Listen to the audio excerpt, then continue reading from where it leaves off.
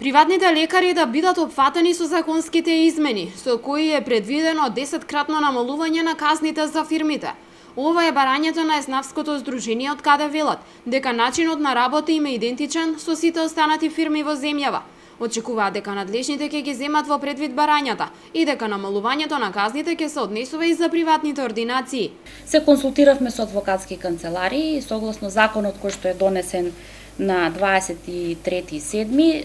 Адвокатите ни известија дека ние не влегуваме во овој закон, така да барањето на нашето членство е да овие приватни здравствени установи, кои што исто така плаќаат фирмарини, кои што исто на крај на година поднесуваат завршни пресметки и ги почитуваат сите закони на оваа влада, сметаме дека треба казнените одредби да бидат согласно бројот на вработени, согласно висината на платата која што ја земаат вработените и сметаме ако тоа се посоки и правила кои што владата ги одредува и се за поздравување, приватните здравствени установи очекуваат и нашите здравствени ординации да влезат во овие закони. Со ваквата одлука, смета претседателката на Здруженијето на приватни лекари, значително ќе се влијае на финансиската стабилност на лекарите. Во изминатиот период, дел од нив заработија казни и до 300.000 денари. До нас како здружение секојдневно стасуваат информации кој зашто е казнет.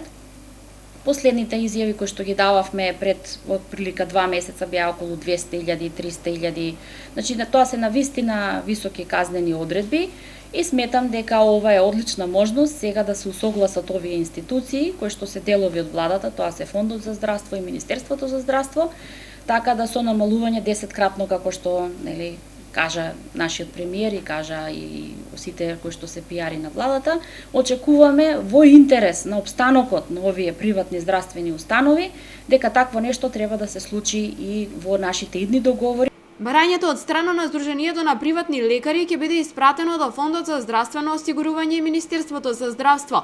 Очекувањата се дека при склучувањето на идните договори со Фондот за здравство, истото ќе биде земено во предвид и законските измени ќе ги опфатат и приватните ординации.